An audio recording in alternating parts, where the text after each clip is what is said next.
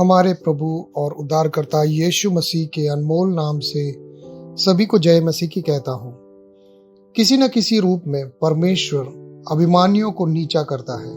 Daniel की पुस्तक 2 राजाओं के जीवन से शिक्षा देती है।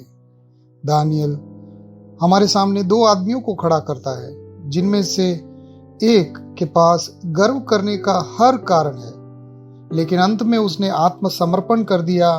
परमेश्वर ने उसे तोड़ दिया और उसे अपने जीवन के परमेश्वर के रूप में प्रणाम किया। दूसरा एक असफल अगुआ, अंत तक अहंकारी, उस हद तक जहां तक परमेश्वर ने उसे नष्ट कर दिया। इस प्रकार हमारे पास 2 राजा है, नेबुकदनेस्सर जिसने एक साम्राज्य बनाया और बेलशस्सर जिसने एक बड़ा भोज रखा था। पराक्रमी नेबुकदनेस्सर जिसने अंत परमप्रधान परमेश्वर के सामने स्वयं को दीन बना दिया, और वह दयनीय बेलशस्सर जो उसी परमेश्वर के विरुद्ध खड़ा हुआ। बेलशस्सर उन सोने और चांदी के पात्रों को बुलाता है जिन्हें यरूशलेम के मंदिर से जब्त किया गया था। दीवार पर एक लेख लिखा गया, बेलशस्सर के भाग्य को सील करता गया। मेने तेकेल उफरसी, जिसका अर्थ है दानियल ने ईश्वर के ज्ञान के माध्यम के द्वारा अनुवादित करता है कि ईश्वर ने आपके शासन के दिनों को गिना है और इसे समाप्त कर दिया है। इस तराजू में तोला गया है और आप हल्के पाए गए हो। 2 बार कहा गया, ताकि इसलिए कि अब उस बात में कोई भी बदलावट ना हो। राजा नबूकदनेस्सर के पास गर्व करने के लिए बहुत कुछ था। उसके पास वास्तविक सामर्थ और महानता और महिमा और वैभव, जो हम 18 और 19वें पद में पढ़ते हैं 5 के, लिखा गया है। और फिर भी नेबूकदनेस्सर ने अंत में परमेश्वर के सामने खुद को दीन बना लिया। थोड़ा समय लगा, ध्यान रहे, लेकिन नेबूकदनेस्सर के प्रगति के बारे में अध्याय 2, 3 और 4 में हम पढ़ते हैं। परमेश्वर उस पर हथौड़े सा वार करता है, उसे पूरी तरह से अपमानित करने की हद तक, लेकिन नेबूकदनेस्सर अंत में टूट जाता है।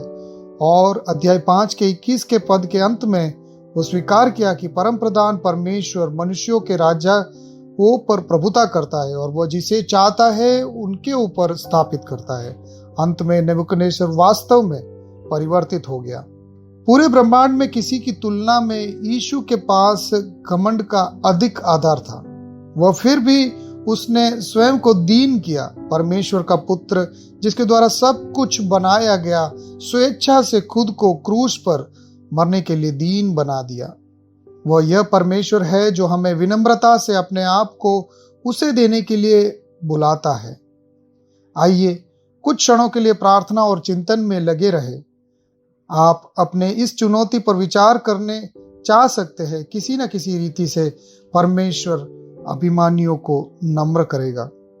आप किसी ऐसे व्यक्ति के लिए प्रार्थना करने के समय व्यतीत करते रहते हो कि जिसे आप जानते हो और जिसने अभी तक स्वयं को स्वर्ग के परमेश्वर के सामने विनम्र नहीं किया।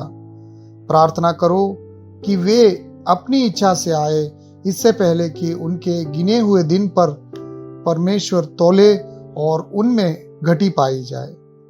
यदि आप विश्वास के कार्य के रूप में उनका नाम लेकर आप प्रार्थना करना चाहते हैं, तो मैं आपको प्रोत्साहित करना चाहता हूँ। फिर भी परमेश्वर नम्र करने वाला परमेश्वर है।